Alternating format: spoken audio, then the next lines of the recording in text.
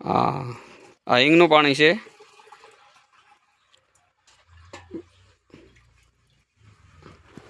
આ ગોળ,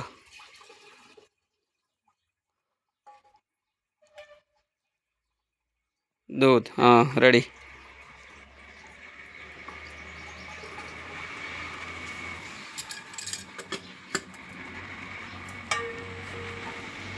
નાખો હવે પાણી.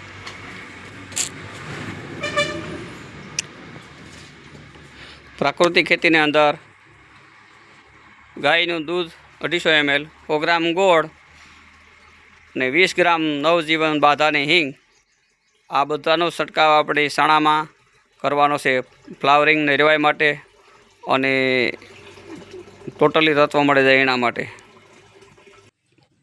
આ પંપ ભરાઈ ગયો. હવે અમે જઈએ. આ અમારી ગાય માતાજીઓ, આ અમારે શંકરભાઈ.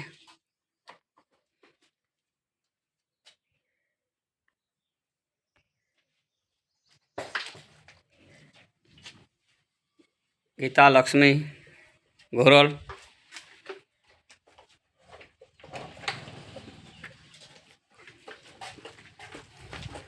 આપણે એક ભાઈ છે, આપણી વાડી 2 ઓપનર. આ ચોમાસા માટે પંપ.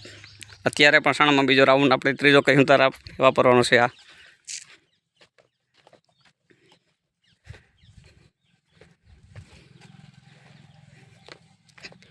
જોઈ શકો છો મિત્રો તમે આ દૂધ અને ગોળનો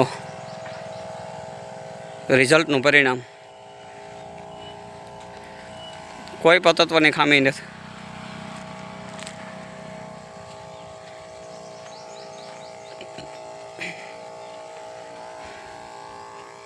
આ આપણે મકાઈ વાઢી, એની ઓલી બાજુ ગદપ, ગાજર ગાયું માટે, આપણે ખાવા માટે થોડાક બોર, મીઠો લીમડો, ઘણું બધું છે. લીંબુડી, નારિયેળિયું. આ ખેડૂત એમ પોતાને પાસે આપણે અહીં કે આપણે જરૂરી બધી વસ્તુ હોવી જોઈએ એટલે કાંઈ આવે ટૂંકમાં. જુઓ આ સણાને નિર્વાય જુઓ, આમાં એક તત્વની ખામી નથી ભાઈ. આ 100% ગાય આધારિત પ્રાકૃતિક ખેતી છે. ઠોયાણા, રાશીભાઈ જાંજાભાઈ વડોદરા, ગામ ઠોયાણા, તાલુકો રાણાવા, જિલ્લો પોરબંદર. મારો મોબાઈલ નંબર છે 94 270 9358. ખેડૂત મિત્રો કોઈની પણ આપણે માહિતગાર કરવા હોયની જરૂર પડે તો તમે આવી રીતના આ જુઓ. એટલે આ હું તમને મારું દ્રશ્ય બતાવું. જુઓ આ મારી પાછળના બેકગ્રાઉન્ડનું બધી આપણી વાડી છે આખી. પ્રાકૃતિક ખેતી કરીશું ને ભાઈ, ગાય આધારિત ખેતી, એટલે જગતનો કોઈ માણસ આપણે રોકીને થકવાનો. અને પ્રાકૃતિક ખેતી આપણે આપણા દેશને અને આપણા ગાય ગૌધનને બચાવવાનો છે. એટલે ખાસ કરીને આપણે પ્રાકૃતિક ખેતી કરીએ અને લોકોને પ્રેરણા આપીએ. આપણે આજ આપણી સરકાર પણ આવી રીતના પ્રાકૃતિક ખેતી માટે છે ને બહુ મોટો ઝુંબેશ ચલાવે. આ સાહેબ દેવવ્રતજી હમણાં મધુપુર આવ્યા હતા, ત્યારે ઘણા લોકો એને સામે હતા, તો એણે ઘણા બધા પ્રશ્ન પણ કર્યા. ત્યારે આપણે એમ નિશંક હતા, મજા આવતી હતી કે ના આપણે જે કર્યું એ શ્રેષ્ઠ છે. એટલે આવું કરીએ. જય જવાન જય કિસાન.